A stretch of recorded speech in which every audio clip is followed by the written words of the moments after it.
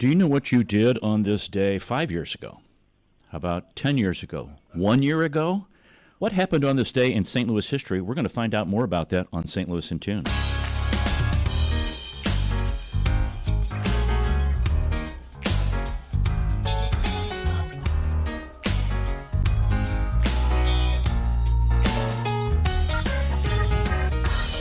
Welcome to St. Louis in Tune, and thank you for joining us for fresh perspectives on issues and events with experts, community leaders, and everyday people who make a difference in shaping our society and world.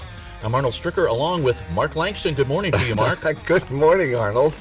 I know you were talking about where were you on this? What'd you say? Where were you 5 years ago? Okay, I don't know what I had for breakfast, though. No kidding. I know, so I don't. Where are we? Who are you? I don't know. Oh, don't start. I know. We're of that age. We are of that age. Okay. So here's something to remember, folks, as we return to civility. When at lunch or dinner, and you're seated with your back to the speaker, turn your chair around to face the speaker. Mm. That way you won't be twisting around during the speech or turning your back on the person seated next to you. Mm-hmm. I know a lot of people, when they get to a banquet type setting, they'll grab those seats so they don't have to turn around. They do. On the round table. And I always get the one where my back's to the speaker. I do too. But I turn around. I do too. I turn that chair completely around. Heck yeah. And when they're having the big shindig going on. And then I try to get in the way of the people behind me. Yeah, you try to move your head back and forth. They got there early, right? I'm kidding. It's a joke. Mark's partially returning to civility there. No. When you're at a lunch or dinner meeting and seated with your back to the speaker, turn your chair around and face the speaker. That's just being civil, folks. And we're always facing this particular speaker because he is like an expert in Route 66 or Route 66, however you want to say it. I say Route. I do too. And I think the dictionary says Route. And I've had spirited discussions with friends about whether it's route or route. And we'll have to ask Joe. We'll have to ask him. Joe's the expert on if it's route or route. Yeah, he is. Because he also does traffic reporting. So he would know.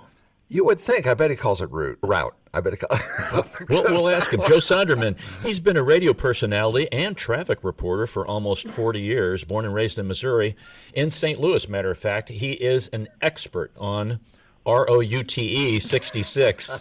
He's written more than 15 books, and I think, Joe, I counted like 20 on 66. He's got a 1904 World's Fair book out, St. Louis Bridges and Highways and Roads. He's got an extensive ROUTE 66 postcard collection. Yeah. And I guess my favorite is this 57 Chevy Bel Air that's like this turquoise. Oh, it's great looking. Joe, welcome to St. Louis in Tune. It's great to be here. It's Route, by the way. Yes, wait.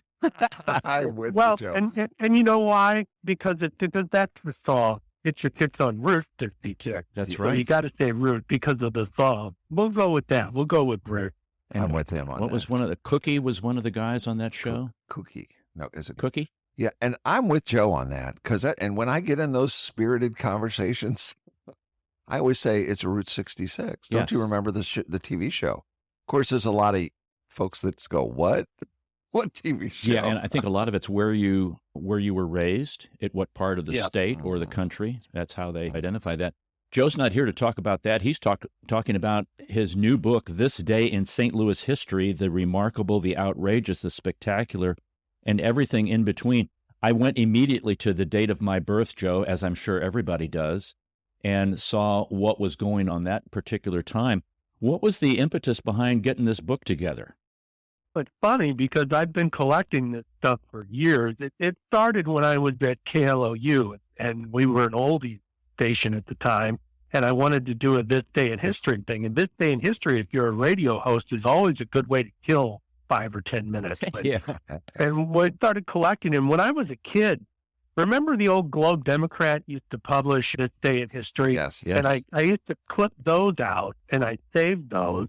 And so I put all that in a database, and then I started adding the rock and roll stuff, and I started adding all the Route 66 stuff. And before you know it, I had this big database. So it made a great morning show feature, and then I decided, let's do a book. And so here we are today with the book on This Day in St. Louis History. I was wondering, and you answered the question, was it difficult to find something going on every single day in St. Louis history in the calendar? It wasn't. As a matter of fact, there's so much that I could easily have doubled the number of things that I put in there. Right. As it is, I only have room for 1, 2, maybe 3 things per day. And I have a Facebook page called Vintage St. Louis, and I bet you there are 10 to 12 things every single day. That's how historic St. Louis is and how much cool stuff there is. So obviously a lot of historical things. You have also some outrageous thing. What is one outrageous thing that people would be like, what? I think there was so much that I learned. I think the thing that I like learning the most is where all our place names come from and who all these people were that our road names are named from, who our communities are named after. Who was Ferguson? Who was William Ferguson, the guy who settled there? Who was James Kirkwood? Who was Pierre Ledoux? Who are all these people named after? So I think some of the, and of course, there's the outrageous stuff. There's the crime, and there's the sensational stuff. There's the disasters, the tornadoes, floods, that sort of thing. And it's hard to pick 1 or 2 things because there was just so much. You can just pick today, for example. You just pull September 24th. And you've got a cool Civil War item where Major James Morgan, Paul Hughes, and 3 other conspirators were captured at Clayton and Ballast Road. They were carrying contraband medicines to rebels near Manchester. Do you recognize the name Hughes from that? And they became well known for their auto dealerships. And the funny thing is, they hung Major Utz and they pardoned Major Hughes. So if they hadn't pardoned him, we might not have these auto dealerships that we have today. And that's just today. So you can just, it's like throwing a dartboard, a calendar. You can just pick one thing and one day. And I guarantee you can find something that's interesting. Today is the anniversary of the Cardinals' very first pennant win on 1926. And today is also the anniversary of Jose Oquendo putting on the catcher's garb against New York. And the secret weapon, we called it. He became the first National League player in 70 years to play all 9 positions in a single season. So that is just today, told at random. And like you mentioned, a lot of people go to their birthday and whatever, and I guarantee you can find 3 or even 4 things that are interesting on any given day. So do you have a favorite date of all of these ones that are going on here or multiple stories? It's funny. I get asked that, and I do have a favorite date. It's April 30th. That's your birthday. Is that your birthday, Joe? That is not my birthday. Okay. I just find that it's a very eventful day because not only is it the day that the Louisiana Purchase was approved, which, is very important if you're in St. Louis history, but it's the day that the 1904 World Fair opened. Right. And it's the day that they named the route between Chicago and Los Angeles, the route between Chicago and Los Angeles. It was originally supposed to be US 60.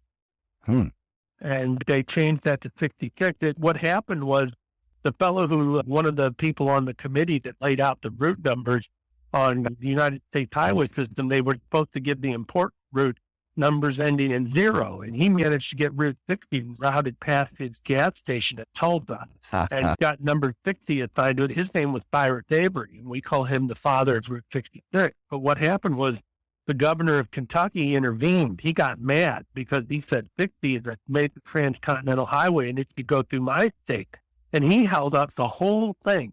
And so an angry telegram flew. There was a chance that the whole federal highway system wouldn't pass and they wouldn't get anything done and they wouldn't get anything numbered until Missouri's highway department engineer noticed that no one was using 66 and said to himself, that's catchy. And that's good because get your kicks on Route 60 suck. Nobody would, that was a terrible song. Yeah. And nobody's going to buy Phillips 60 gas. And so it's a good thing they settled all that. So all of that is on April 30th. That's amazing. Yeah. I just love listening to these stories, Joe. These are fantastic. And you can pick a date. You can pull up any date and there's at least one thing like that. That's the amazing thing. That's, I think, the most amazing fact that I found out when writing this book is just how much stuff there is and just how much interesting stuff there is in St. Louis. And I tried to focus on our lifetimes So there would be things we remembered. Mm-hmm. And I tried to really focus on a lot of pop culture stuff, on a lot of movie, television, radio, and that sort of thing. So it would be things that people remembered, like the Admiral, the Coral Court, and all that stuff. I now, when I brought the book home, you're right. The first thing I did was turn to my birthday, and then I went, oh, wait a minute. What about my wedding anniversary day? Right. What about my mom's birthday? I caught myself going to all the dates that meant something to me. Mm-hmm. And then I put it down, and my son Michael came in and he went, oh, what is this? And he's sitting there for 15 or 20 minutes going through the book, reading stuff. And it just triggers so much. It's a fun book. That's what I want to. Right. Good. That's good to hear. Yeah. It's a really fun book. And we were in the kitchen just sitting around, just talking about these dates. And then we would trigger things. We were talking about the World's Fair. I think we actually came across it because we started talking about the World's Fair fence that ran along Forest Park Parkway that they just recently, I say recently, but they took down and then put a replica of it up. Mm-hmm. But we talked, it started a lot of conversations. What a fun book, though. And it takes you down rabbit holes. Oh, yes. Yeah. You might start to talk about one thing, and next thing you know, you're off on another tangent. Exactly. That's the show. we do that. We stay focused, but we go down rabbit holes. Yeah. Arnold has big ears. He has big ears and a little furry tail. And Mark, what you said is really true. It spurs conversations in families that you don't have to urge things on. Right. They develop amongst themselves. Yeah, it was a lot of fun. Joe brought it home. Something that was so humorous that you started laughing when you found it out. Like occasionally, like I read something and I started laughing, and it's not even a joke, but it's seriously. What was that? I always wondered. I found out, gosh, it's so hard to pick one thing, especially since I don't actually have the book in front of me at this particular moment. But I think some of the things I laughed at, for example, is who is Plaza Frontenac named after? Oh. Why do we have a Frontenac, Missouri? Why it's named after the Count de Frontenac. And I laughed because I thought that Plaza Frontenac, it would be named after a count. And the fellow who laid out the subdivision in Frontenac named it after a count. So I laughed stuff like that. I laughed about where the name, what does Florissant mean, for example? And it's French, Une Vale Florissant, or Flourishing Valley. Who was James Kirkwood, who was the fellow, he was an engineer for the railroad, and they laid out the town. It was the first planned community in the United States. Pierre Ledoux, I mentioned him. He was the fellow who had a farm, and the road ran to his farm, and so we have Ledoux. But that road also ran by family by the name of the McCausland, and so you just learn all that stuff. And like I said, it's extremely hard to narrow down one thing. Wow. We're talking to Joe Sonderman. He is the author of the new book, This Day in St. Louis History, and it's available through Reedy Press. And Joe, you've got, my gosh, a lot of book events coming up, book signings, book presentations, that some that have already occurred, but you still have some coming up. One is at the Carondelet Historical Society on the 29th of September, October 5 at the Missouri History Museum, the 6th at the Missouri Botanical Garden, the 12th of October at Barnes & Noble in Fenton, October 22nd at St. Charles County Library at the Spencer Branch, and then November 4th at the Kirkwood Public Library, and that's a Monday. And my gosh, I guess you're just going to keep getting these dates going and going, like the Energizer Bunny.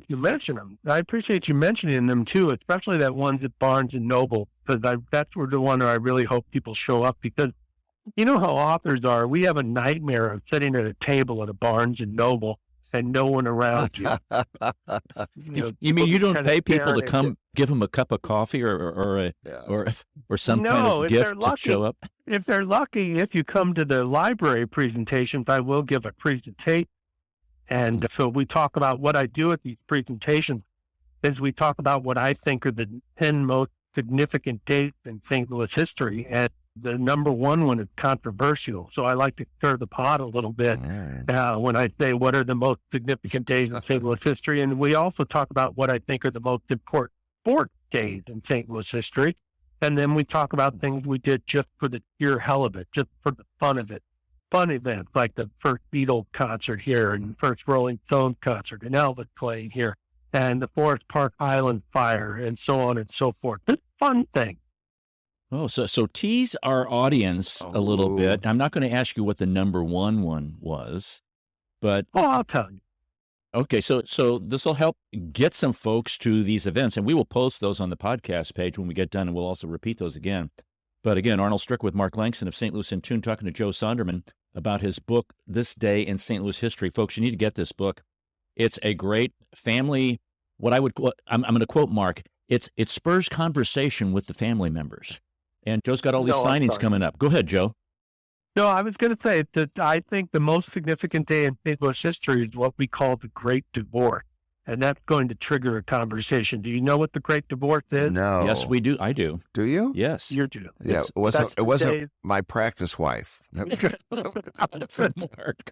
Maybe it was for you, Mark. Maybe it was. Yeah. That's the day that St. Louis City and County were separated. And I argue that the day St. Louis City and County were separated is the most important because that's where a lot of our region's problems come from. No kidding. And yeah. Where we have all this fragmentation because we have so many municipalities and because the city and county are at odds all the time, and a lot of people in the county to blame for a lot of our problems. And people always come up to me afterwards and say, how can you say that's more important than the day the city was founded, or the day the bridge opened, or the day that Charles Lindbergh made his first flight?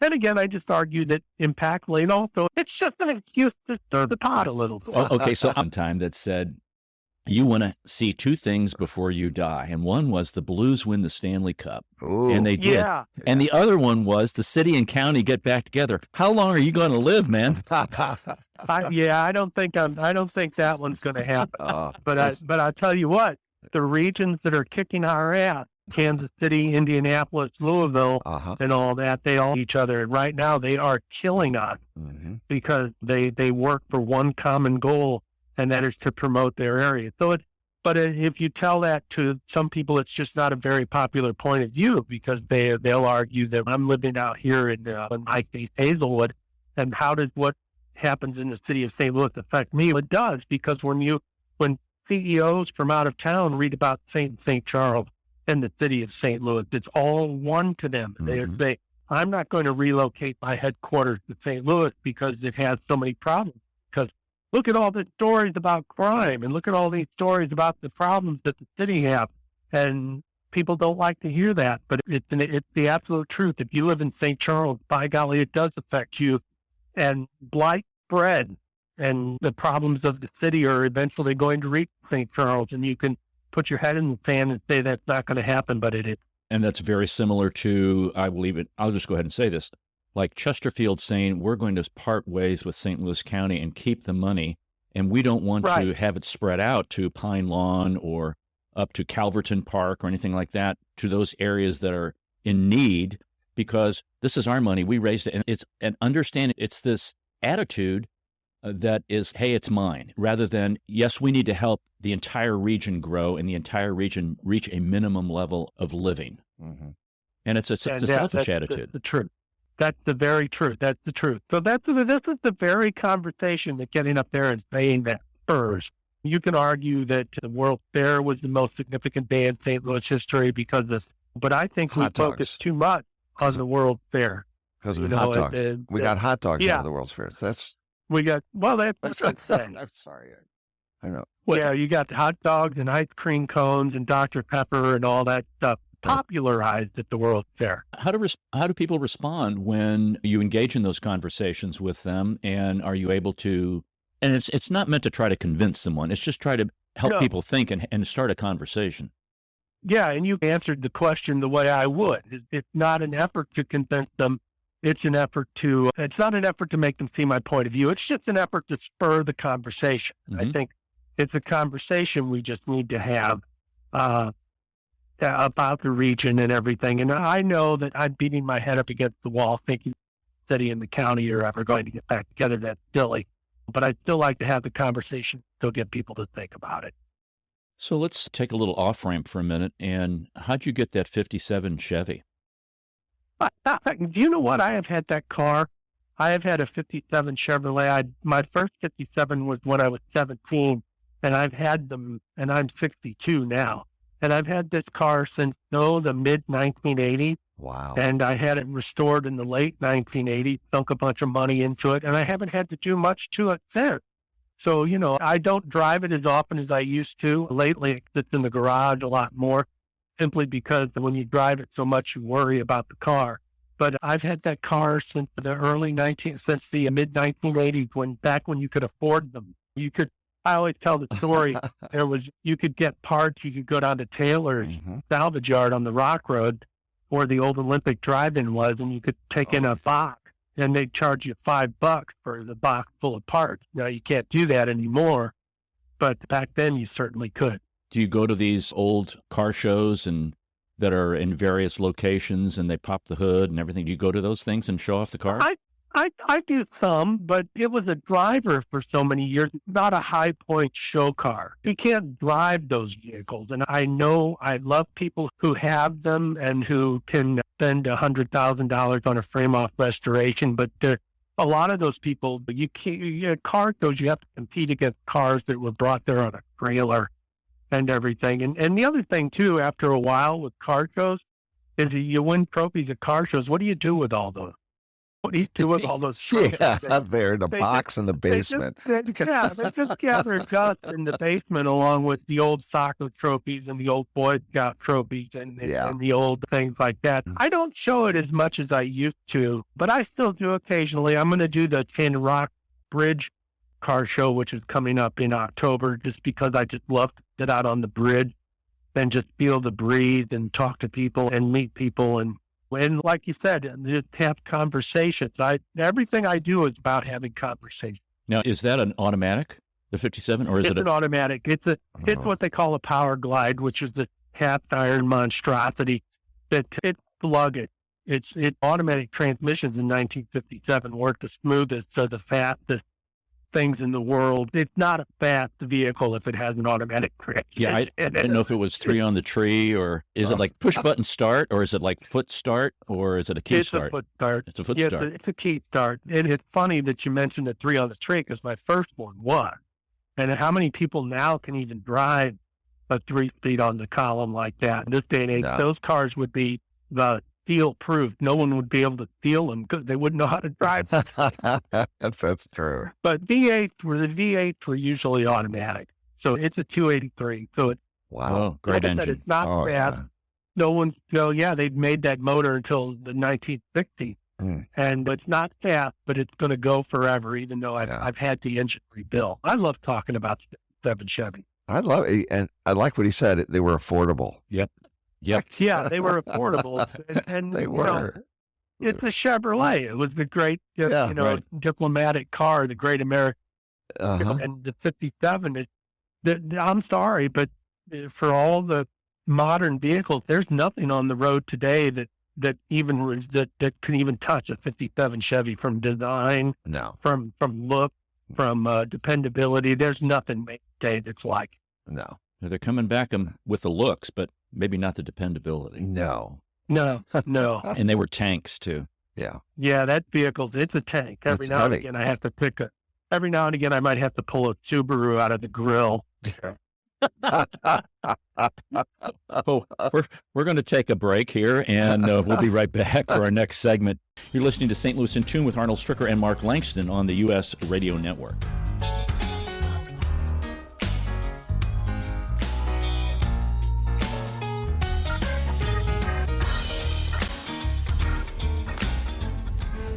This is Arnold Stricker of St. Louis in Tune on behalf of the Dred Scott Heritage Foundation. In 1857, the Dred Scott decision was a major legal event and catalyst that contributed to the Civil War. The decision declared that Dred Scott could not be free because he was not a citizen. The 14th Amendment, also called the Dred Scott Amendment, granted citizenship to all born or naturalized here in our country and was intended to overturn the U.S. Supreme Court decision on July 9, 1868. The Dred Scott Heritage Foundation is requesting a commemorative stamp to be issued from the U.S. Postal Service to recognize and remember the heritage of this amendment by issuing a stamp with the likeness of the man Dred Scott. But we need your support and the support of thousands of people who would like to see this happen. To achieve this goal, we ask you to download, sign, and share the one-page petition with others. To find the petition, please go to dredscottlives.org and click on the Dred Scott Petition Drive on the right side of the page. On behalf of the Dred Scott Heritage Foundation, this has been Arnold Stricker of St. Louis in Tune. St. Louis in Tune strives to bring you informative, useful, and reflective stories and interviews about current and historic issues and events that involve people, places, and things. Our topics cover a wide range, such as the arts, crime, education, employment, faith, finance, food, health, history, housing, humor, justice, and even sports. And that's just to name a few. While St. Louis in Tune originates from the Gateway City and covers local topics, we connect to what is going on nationally as well. If you enjoy what you hear, please take time and share and subscribe to this show and listen to other previous shows that can be found on our website, stlintune.com. That's stlintune.com. Or on your favorite podcast platform. That's stlintune.com. stlintune.com. And if you've got an idea that you'd like for us to examine a little deeper, let us know by dropping us a note at stlintune@gmail.com. That's stlintune@gmail.com. St. Louis in Tune, heard Monday through Friday on the USRadioNetwork.com and many great radio stations around the U.S. and, of course, right here in St. Louis. Our website again is stlintune.com.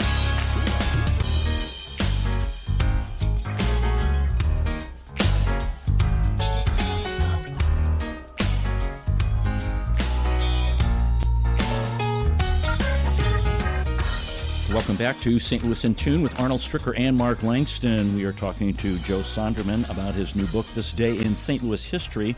And Mark, I was looking at January the 1st. Oh, okay. And January 1st, 1926, the Shell Building at 13th and Locust opened. It's just down the road from where I live, and it's now a hotel. But at the time, Shell was known as this is why you need to get this book, folks. It's just full of history. It was known as the Roxana Petroleum Company. The name was changed in 1928, and the building serves as the Shell Oil Company headquarters until 1940. It was designed by, now get these last names, James and Avenue, and George Spirrell. The rounded building is patterned after the Shell Oil Company's logo. And during the 1930s, General James H. Doolittle, leader of the famous bombing raid on Tokyo during World War II, worked here and was in charge of the company's aviation department. Joe, you just blew my mind there. In just that one day, I've learned 3 different things I never knew before. See, isn't that, and that's wild, and you can just pick at random, pick a day, and I love reading about things like that, and I love reading about the Ferris wheel and the World Fair and controversy over it, whether the Hackle is buried in Forest Park or not. Was it not, for crying out loud? It's not. What? Come on. Oh, yeah. I've been out there with a metal detector looking for it. For his whole life, he's been doing that. Another conversation. That's another whole show. Mention, you want to start an argument with St. Louis, mention that. Or mention that the ice cream cone wasn't really invented at the World Fair. And you're going to start an argument. These are hot buttons, huh? Yeah. But it was around prior to that there had been a cone patented as early as 1903. But, those things were popularized at the World Fair. So I just, that you can just, like you said, pick a day at random, pick January 1st, and I met some of the exciting things that happened today and some of the events that are coming up later on this month. This week, we've got the anniversary, for example, at the last Browns game, which were in 1953. And then the anniversary of the 66 Park-In opening is coming up in 1947. And I missed 66 Drive-In. They tore it down for a grocery store, but I'm not bitter. No, I'm not either. I'm with you on this, Joe. Speaking of dates, September 29th, Joe is going to be at the Carondelet Historical Society. On October the 5th, he's going to be at the Missouri History Museum.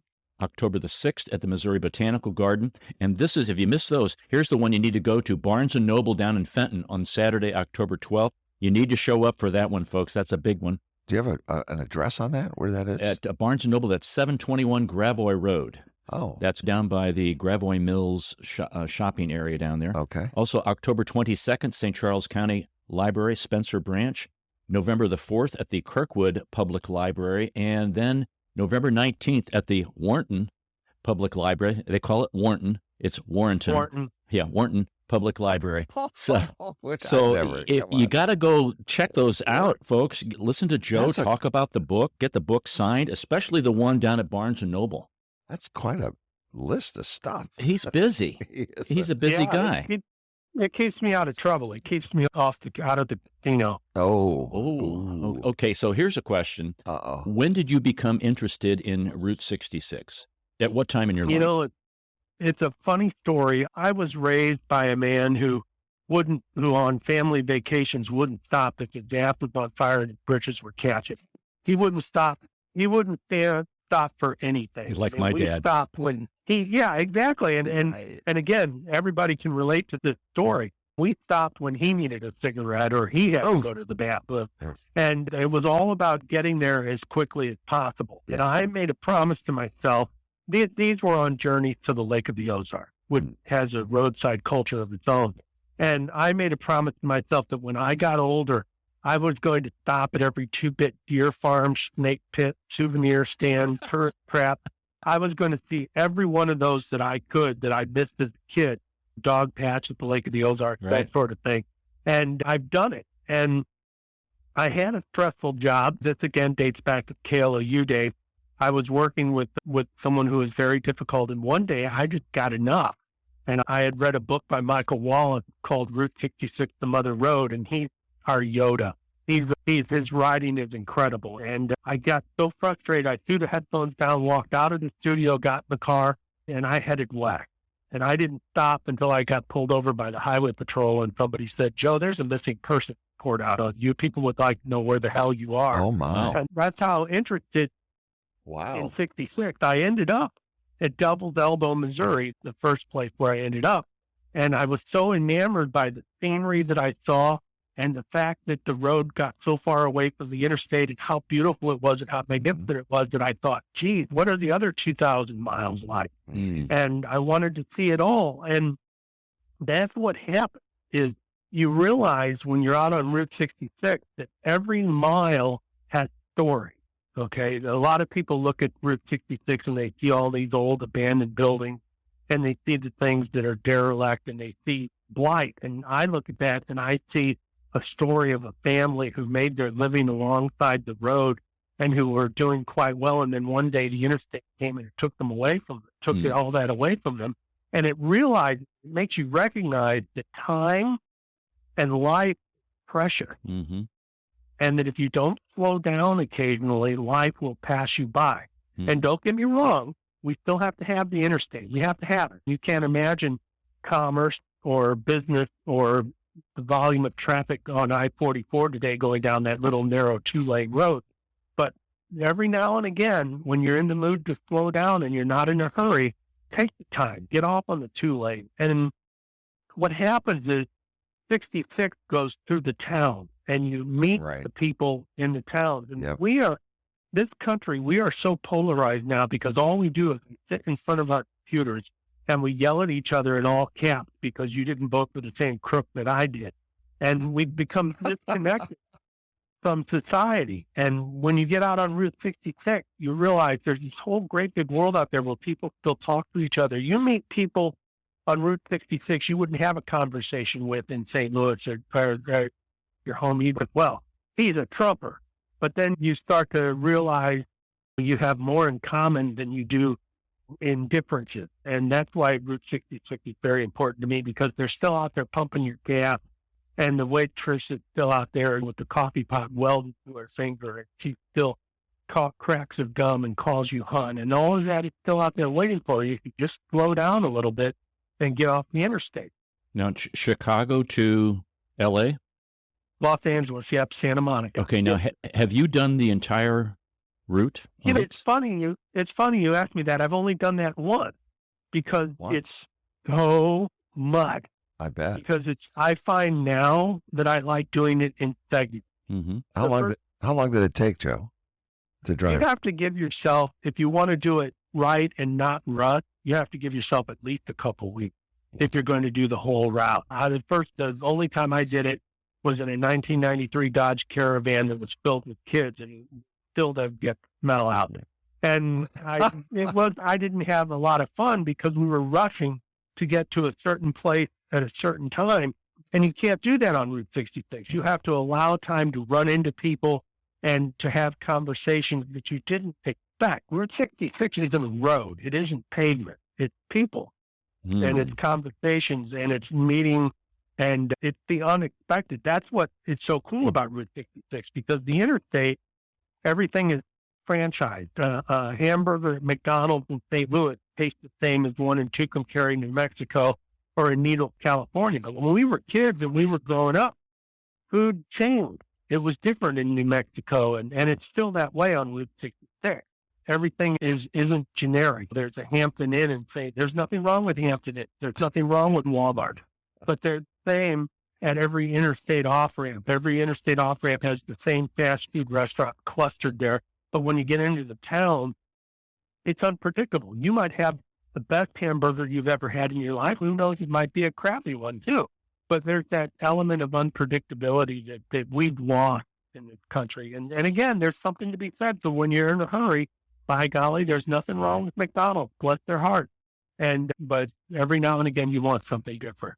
Right. Something I've noticed, especially in the St. Louis area, on Manchester and on, my mind, Chippewa, and then when Chippewa changes names to Watson, is, because that's the real Route 66, is there's signs that say historic Route 66, but it's okay, now you're confusing me, because when I was growing up, 66 was Chippewa and Watson. It wasn't Manchester.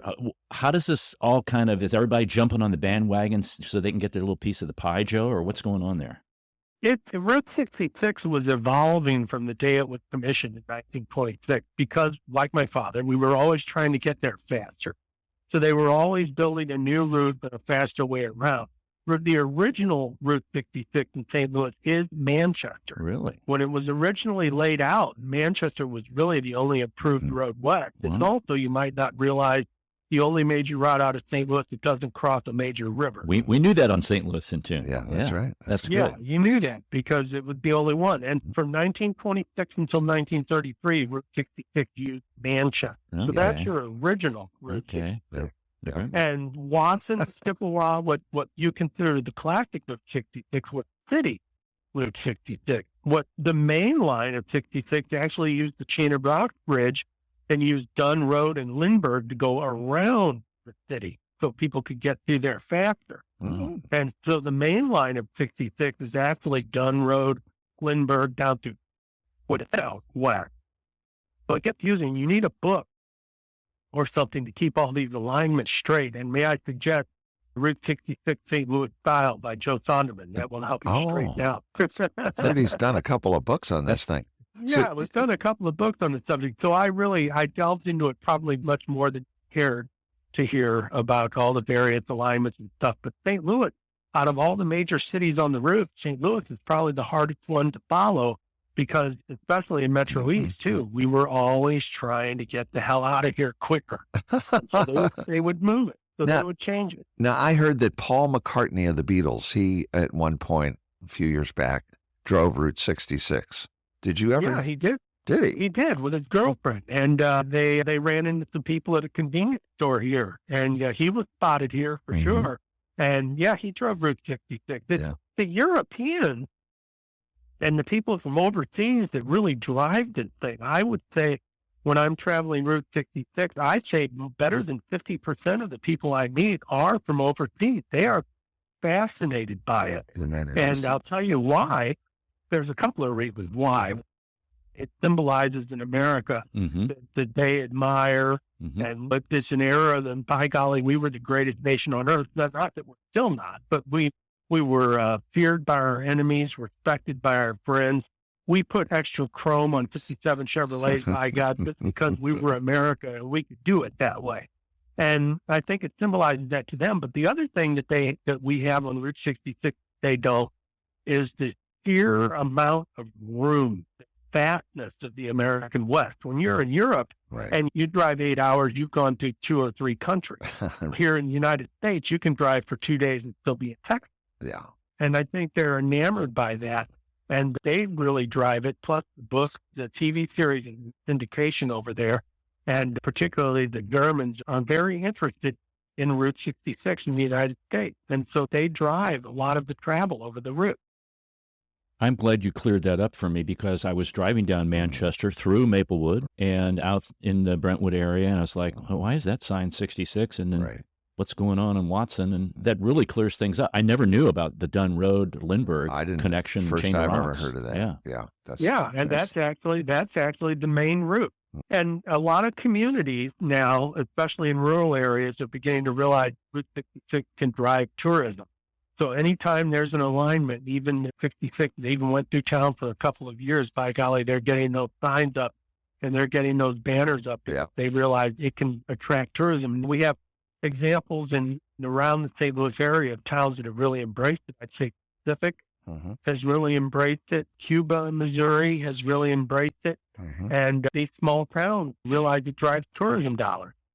And they need that, because even though they're on 44, they're a little disconnected from the Main Street Pacific, Main Street Cuba. They don't go right through there, but 66 went right through there. You can especially recommend the Wagon Wheel Motel, which has been in business since 1936 and is the oldest still active motel on Route 66. And every town has a business or something. In Pacific, the Red Cedar Inn has been there since the 30s, and it's no longer an inn or a tavern anymore. It's now a visitor center and a welcome center. But every town and every mile has attractions and it has stories. Get yourself a book and find your route so you know where you're going, and plan out a little bit in advance, but not too far, because you want to allow for spontaneity. So you could do like a day trip on Route 66 around here. And really, that's the best way to do it. Just drive out to Cuba or drive out to Sullivan, check out the 2-lane there, and that 3-lane stretch is what Business Loop 44 outside of Pacific is really cool. That stretch through town. There's a lot to see. And like we mentioned, Cuba and the other towns too. And watch it though. It's addictive. It's extremely addictive. You'll also realize it's a different driving experience, because if you like to drive, the interstate just blast through obstacles. Oh, yeah. Okay. Route 66 goes through the towns, it rises and falls with the land. It respects the land. It curves around hills and it curves around mountains, and it switchbacks up and down where it needs to. And it's not just a straight line trip through the desert like a lot of people might think. And that's probably those business routes are the old Route 66. Those are the ones to take then. So it's easy to find in a lot of aspects, in a lot of places. It's still signed very well in Missouri and in Illinois. And you won't have a lot of difficulty without a book, but I still recommend Jerry McClanahan's Easy Guide to Route 66, and that'll keep you on the route and help you find where you're headed. We're really appreciative of your time today, and we know that you've got a busy life and a busy day ahead of you. But folks, you can check out Joe's books on Route 66, but also this one. This is a great book to give as a gift. It's a great book just to get and have some family discussions on this day in St. Louis history, the remarkable, the outrageous, the spectacular, and everything in between. It's by Reedy Press. It's a big 8.5 by 11 paperback with dozens of pictures and information in there that you will never go wrong with. Also, his book signings that are coming up. I want to highlight the Barnes & Noble book signing on October the 12th down in Fenton, 721 Gravois Road, but we will post those on the podcast page so you can get those. I have an old, speaking of old history, radio history, let's see if I can play this here. KXOK and Johnny Rabbit are giving away 100 tickets for the Beatles St. Louis engagement August 21st in Busch Memorial Stadium. To win one of the 100 choice seats, simply listen to the following scrambled Beatle hits. List them on a postcard in their order of appearance and mail your entry to Beatles KXOK St. Louis 13, Missouri. The first 100 entries with the correct answers in their order of appearance win. And now listen carefully.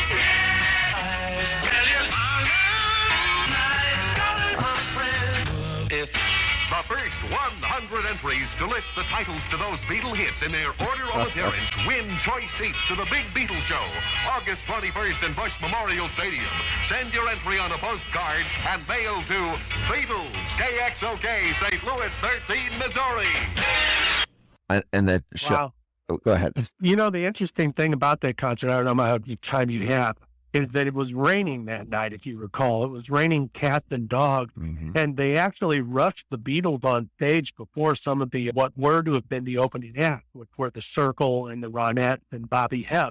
And so technically the Beatles opened for the Circle and the Ronettes and Bobby Hebb. Wow. They rushed them on stage to get them. And that show was one of the ones that helped convince Paul that they should stop touring. The other Beatles had been trying to get Paul to stop touring for quite a while, but they had such a terrible experience at Busch Stadium night, and they had played a show in Cincinnati earlier in the day, that is one of the ones where Paul finally said, we need to think about not touring anymore. And they only played a couple more shows afterwards. I'll be darned. See there, Joe, we have to have Joe back soon. He's just a wealth of information. I know, he's fun. I thought he was the one announcing that on that KXO show. No. But he was talking about it earlier. And it did sound like how we were taught when I first started out, how we were taught at the old HTR, which was 103.3. That is a little bit how we found it. We were top 40 guys that marked it. Mark did it. Mark did it at WIL. You've got to quit now. Don't tell people this. He was. He was the voice there. No.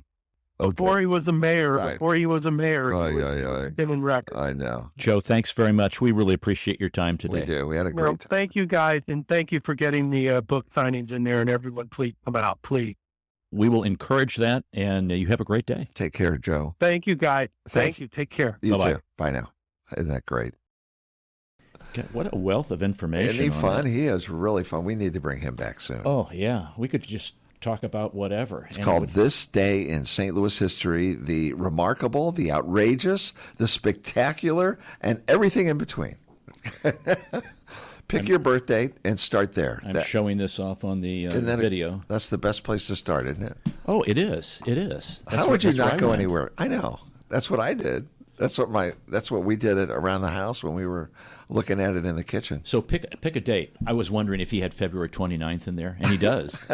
Does he really? He does. So I want to read that one. All okay, right. Just for does fun. He really? Yes. Okay. He has the 366th day, and it's interesting. There's two events he has. John Leonard Roosevelt Martin, kind of known as Pepper Martin, was born in Temple, Oklahoma. Oh. He was the wild horse of the Osage, batted 500 in the 1931 World Series, starred for the Gas House Gang, champions of 34. He was also one of the most colorful characters in Redbird history. He formed the Mississippi Mudcat Band with other players and entertained fans with jug and washboard country music. And also on February 29th, now that was in 1904, in 1960, the talk show era opened as KMOX aired the first At Your Service program. Oh, it's been around since then. Yes. Wow. Jack Buck hosted the show with Mayor Raymond Tucker as the first guest. Eleanor Roosevelt also appeared on the first show. The idea of newsmakers taking calls from listeners was given little chance of succeeding, but Robert Hyland was so convinced that he ordered the station's record library given away. Wow. Give it away. What? Wow. That's crazy. People do anything to get it So back. stuff like that, folks, that it's just little tidbits of St. Louis that's ingrained that we don't even know about when we drive around town, when we see signs, when we wonder why things are the way they are. It's a great book to find out some of those things, the remarkable, outrageous, spectacular, and everything in between. Great book, This Day in St. Louis History by Joe Sonderman. Mm-hmm. Wow. So what's the day of the day you have, Mark? There's always something fun, I know, going on. Let's see. We have the Bluebird of Happiness Day. where May the Bluebird of Happiness. I know. Where did that come from? Bluebirds are known as the birds of happiness. Who knew? I had no idea. It's the state bird of Missouri. Yes, correct. Oh, my goodness, yes. That's true. I forgot all about that. National Punctuation Day. Every day should be. Oh, there's a good one, yeah. Yes. Yeah. I know. That's National Voter Registration Day. Okay, and that date to register to vote for the November election is coming up. I think it's October 8th or 10th, something like that. Don't quote me on that. But yeah, so don't get, do it now. And do it now. Get it vote over. early and vote often. Yeah, that's what I always said. Yeah. Let's see. We have National Lobster Day. I hear there's becoming a shortage of lobsters. Really?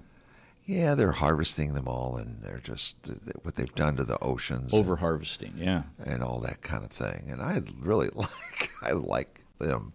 National Cooking Day. You're the cook in your house, aren't you? I love to cook, yes. Are you the cook? Yes. National Food Service Workers Day. There's not a whole lot going on. National One-Hit Wonder Day. You did a show. We did a show on one-hit wonders. Yeah, that was fun. Maybe we should amazing. Bring that back this month should. Before the month is over with. Because that was fun. Yeah. Yeah. National Roadkill Day. How you want that cooked? I don't know. World Pharmacist Day. You have to love your pharmacists. Hug a pharmacist today. Go to Walgreens or CVS and get arrested when you do that. I'll give you one more. There's not much more here, but there really isn't much. Johnny Appleseed Day's coming up in a little bit. Mm-hmm. We always used to go out and plant trees. Better Breakfast Day.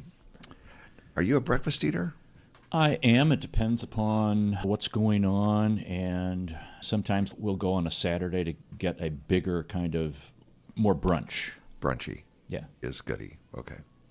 All right. But other than that, nothing brings neighbors together quite like cop cars in front of another neighbor's house.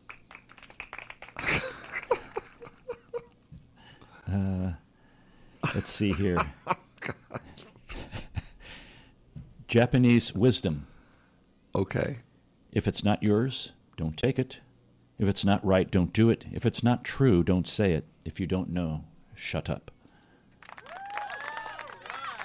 If you can make somebody's day, make my day. You remember that? Uh-huh. If you can make somebody's day, you should. Yeah, that's good. I've got more chins than a Chinese phone book. A man who is a master of patience is master of everything else. Once you carry your own water, you will learn the value of every drop. That's a good one. That is. That's like... It's serious. These are all very serious. Let's see here. These are all very serious. I don't understand how a cemetery can raise its funeral prices and blame it on the cost of living.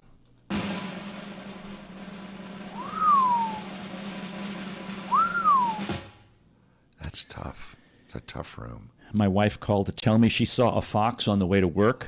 I asked her how she knew it was on its way to work. She hung up on me.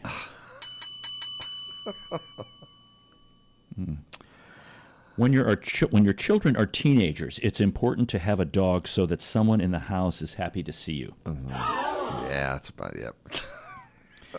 And remember that if you work hard enough at your job, you get to do other people's work too. That is so true. I'm glad you said that with enthusiasm. Hey, common sense is worth a lot of money, frankly. But common sense, it's not a gift. Mm-mm. It is a punishment because you have to deal with everyone who doesn't have it. Get that horse out of here. And I live in the South where lightning bugs use their blinkers more than drivers. I love that.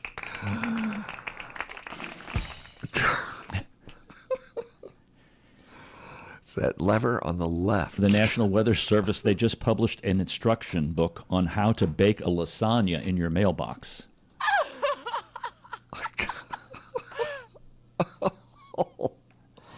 And here's a pro tip. There's these amateur tips, and then there's pro tips a lot of times on doing a variety of things like gardening or cooking or cleaning your house. Here's a pro tip on napping, folks. Okay. If you want to nap while the kids are home, just say, wake me up in 30 minutes so we can clean the house. They will then do literally anything to avoid waking you up. That's true. And here are some great nicknames for coworkers. Okay, good. You know, we talked about if you do your job, you get to do somebody else's. Here's great nicknames for coworkers. Lava lamp. Looks good, but not very bright. Deck chair. Folds under pressure. Dr. Doolittle. The name says it all. 007. Zero motivation, zero skills, 7 bathroom breaks. G-spot can never be found. Wow. And you will receive some parting gifts from us. Thank you. Okay. Okay, and I'll close with this. No, you're not going to close. A fact is information minus emotion. Mm-hmm. An opinion is information plus experience. Ignorance is an opinion lacking information. and stupidity is an opinion that ignores a fact. Very good. That's just a prize for you.